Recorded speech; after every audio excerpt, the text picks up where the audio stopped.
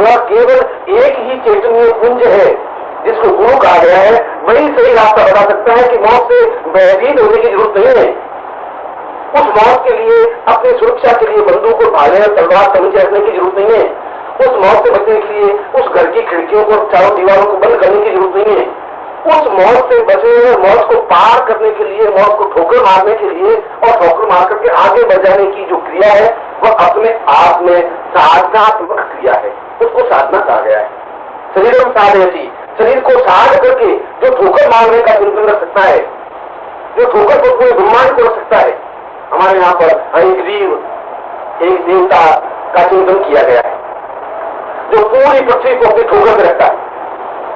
ठीक वैसी उत्पत्ति की पूरे संसार का सुख और वैभव मेरी ठोकर पर है और पूरे संसार के बंधन भी मेरी ठोकर पर है। और जिस प्रकार हम गैंड को ठोकर मार कर परे धकेल सकते हैं, ठीक उसी प्रकार से जो इन बंधनों से मुक्त हो जाता है, ऐसा व्यक्ति उस मरण को भी, उस मृत्यु को भी ठोकर मार करके आगे धकेल सकता है। और जहां मृत्यु को आगे धकेल देता है उसके आगे उसका पूरा जीवन अनंत जीवन है, जहां आगे मृत्यु का कोई पड़ाव है ही नहीं। मृत्यु उसको छू नहीं सकती, क्योंकि मृत्यु को तो पहले ठोकर मार चुका है। ऐसी मृत्यु को ठोकर मारने की क्रिया को और जीवन में पूर्णता प्राप्त करने की क्रिया को साधना कहा गया है, जिसको सिद्धांत साधना कहते हैं।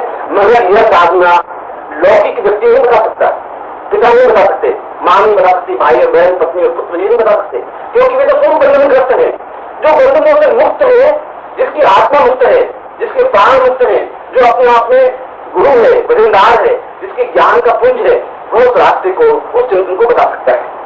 और उस रास्ते पर चल करके व्यक्ति अपने जीवन को अनंत काल तक जीवित रख सकता है, जहां पर कोई रोग नहीं होता, शोक नहीं होता, दुख नहीं होता, दारिद्र नहीं होता, अभाव नहीं होता, चिंता नहीं होती, जहां केवल आनंद और परमानंद ही होता है, जहां पर ब्रह्मानंदम परम सुखदम केवलम ज्ञान मूर्ति द्वंद्वातीतम, किसी प्रकार का द्वंद्व नहीं है, किसी प्रकार का भय नहीं है, किसी प्रकार की जीवन में न्यूनता नहीं है, और जो हृदय से निकला हुआ आनंद है, उस आनंद को, जिसको ब्रह्म आनंद, ब्रह्मानंद कहा गया है, उस आनंद की प्राप्ति के लिए जो मार्ग में माध्यम है, उस माध्यम को गुरु कहा गया है।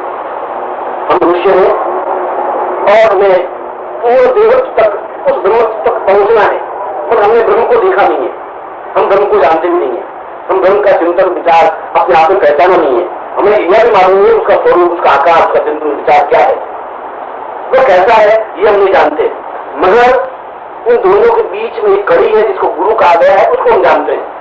हम उसके शरीर को जानते हैं, उसके चेहरे को जानते हैं, उसकी आंख, नाक, कान, हाथ, पांव, उसको सब कुछ जानते हैं। वो हमारे जैसा ही है, इसलिए हमारे जैसा ही है, इसलिए हमारा उसका सामंजस्य है। हम उसके माध्यम से उसको पहचान करके ब्रह्म के आकार की कल्पना कर सकते हैं, उसको पूछ सकते हैं कि आगे का रास्ता कौन सा है, आगे का पड़ाव कौन सा है। और यम यही पर नचिकेता को कहता है कि अगर तुम जीवन में पूर्णता प्राप्त करने के इच्छुक हो, यदि तुम जीवन में अपने आप में सिद्धता प्राप्त करने के इच्छुक हो, यदि तुम अपने आप में अंदर ब्रह्मानंद को उजागर करके क्रिया योग के माध्यम से पूर्ण ब्रह्मानंद के उजागर करने के इच्छुक हो, तो तुम्हें आवश्यक है कि तुम पहले अपने जीवन में गुरु धारण करो। वह गुरु जो अपने आप में बंधनों से मुक्त है, वह गुरु जो अपने आप में ज्ञान के प्रकाश से भरा हुआ है, वह गुरु जो तुम्हें उंगली पकड़ करके इस मृत्यु को पलट लेने की क्रिया समझा सकता है, जो ये समझा सकता है कि मृत्यु को ठोकर कैसे मारी जा सकती है, जो ये समझा सकता है कि तुम्हें जीवन में किस प्रकार से उस सिद्धांत को प्राप्त कर सकते हैं जहां पर किसी प्रकार की न्यूनता और अभाव नहीं है। ऐसे ही गुरु का चिंतन जीवन में आवश्यक है। और इसीलिए कहा गया है कि गुरु ब्रह्मा, गुरु विष्णु, गुरु देवो महेश्वर, गुरु साक्षात पर ब्रह्म तस्मै श्री गुरु वै नमः। इसलिए गुरु कि गुरु ब्रह्मा है, विष्णु है, महेश है, यही नहीं, मगर गुरु पर ब्रह्म है। उस ब्रह्म में, गुरु में किसी प्रकार का न्यूनता, अभाव नहीं है, डिफरेंस नहीं है, अलग नहीं है। इसीलिए मैं गुरु के चरणों को स्पर्श करता हुआ उस जीवन के पूर्णता तक पहुंचने की क्रिया का एक पथिक हूं। और इसीलिए वह जीवन में कहता है कि मेरे जीवन में जो भी अंधकार है, मेरे जीवन में जो भी न्यूनता है, क्योंकि मुझे मालूम नहीं है कि रास्ता कौन सा है, उस रास्ते को प्रकाशवान करने की क्रिया के लिए यह आवश्यक है कि वह अपने जीवन में गुरु धारण करे। इसीलिए हमारे शास्त्रों में गुरु की महत्ता को सर्वाधिक उच्च कोटि की महत्ता प्रदर्शित की गई है, बताई गई। मैं अभी सिद्धाश्रम का शास्त्रीय विवेचन किया और ये बताया कि हमारे जीवन में सिद्धाश्रम का महत्व और उसके लिए गुरु की आवश्यकता क्यों है।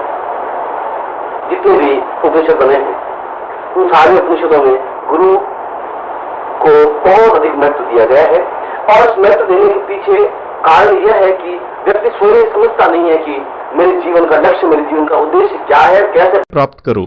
जितने भी उपनिषद बने हैं उन सारे उपनिषदों में गुरु को बहुत अधिक महत्व दिया गया है और उस महत्व देने के पीछे कारण यह है कि व्यक्ति स्वयं समझता नहीं है कि मेरे जीवन का लक्ष्य, मेरे जीवन का उद्देश्य क्या है, कैसे प्राप्त करूं। कृष्ण ने भी श्रीमद् भगवद गीता में एक जगह अर्जुन को कहा है कि तुम्हें सबको छोड़ करके अपने आप में युद्ध में संलग्न हो जाना है और अगर कोई युद्ध में संलग्न हो जाएगा तो निश्चय ही मोक्ष प्राप्त कर देगा। मगर इसका मूल अर्थ समझा नहीं गया। युद्ध करना है अपने आप से, युद्ध करना है अपने जीवन की प्रवृत्तियों से।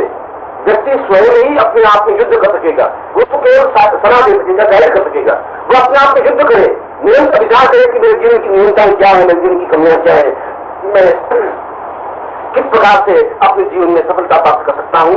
और उसको युद्ध करना पड़ेगा अपने पत्नी के बंधनों से, उसको युद्ध करने में पड़ेगा अपने पुत्र के मोह से, उसको युद्ध करना पड़ेगा उस धन सुख से और उसको युद्ध करना पड़ेगा अपने शरीर के स्वास्थ्य और अपने जीवन के सुखों को और जीवन की तृष्णाओं से। और वो निरंतर जब युद्ध करेगा और युद्ध करके जब विजय प्राप्त करेगा तभी वह अपने आप में राज्य का अधिकारी हो सकेगा। इसलिए हमने कहा तुझे युद्ध करना है और इस युद्ध में तो सफल हो जाएगा। और मैं भी यही प्रश्न कर रहा हूं कि तुम आज चारों तरफ से सैकड़ों प्रकार की समस्याओं से, सैकड़ों प्रकार के विचारों से घिरे हुए हो। तुम धन को, तुम सुख को, वैभव को, इन सबको जीवन का एक आधार मान बैठे हो। मगर तुम्हें उस जीवन में उस सिद्धांत तक पहुंचना है तो तुम्हें इनसे युद्ध करना पड़ेगा। क्योंकि व्यक्ति सब कुछ सहन कर सकता है, सब विजय प्राप्त कर सकता है, मगर काम, क्रोध, लोभ, मोह और अहम इन पांचों पर तो विजय प्राप्त कर ही नहीं सकता। काम वासना की समाप्ति नहीं हो सकती, क्रोध वो छोड़ नहीं सकता, लोभ का परित्याग नहीं कर सकता, मोह से अलग नहीं हो सकता, अहम उससे छूट नहीं सकता। और इन पांचों से निरंतर युद्ध करने की क्रिया हमारे हाथ की 5 उंगलियां हैं और 5 उंगलियों को मोड़ करके समेट करके जब समेट करके मुट्ठी बना दी जाती है तब तो अपने आप में समस्त ब्रह्म कहा गया है। मुट्ठी को ब्रह्म इसलिए कहा गया है कि उन 5 प्रवृत्तियों पर पूर्ण नियंत्रण प्राप्त किया जाए। और 5 प्रवृत्तियों से युद्ध करता हुआ व्यक्ति जब समष्टिगत स्वरूप में आगे बढ़ता है तब पूर्ण रूप से ब्रह्म का अधिकारी बनता है। तब हम उसको ब्राह्मण कहते हैं, तब हम उसको ब्रह्म कहते हैं, तब हम उसको ब्रह्मर्षि कहते हैं। और ऐसा ब्रह्मर्षि जीवन में साधना करता हुआ उस रास्ते पर आगे बढ़ता है जहां सब कुछ प्राप्त हो सकता है।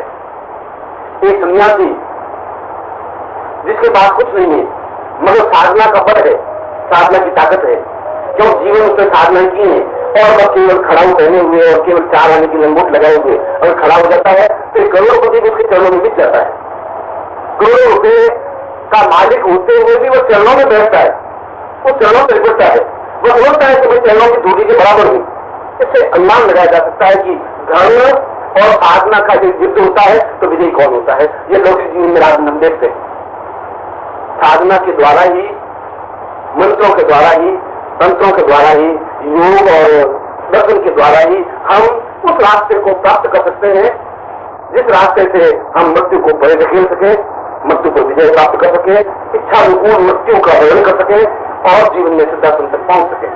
और इसीलिए मैंने कहा कि गुरु इन चीजों को, इन चिंतनों को, इन विचारों को समझा सकता है।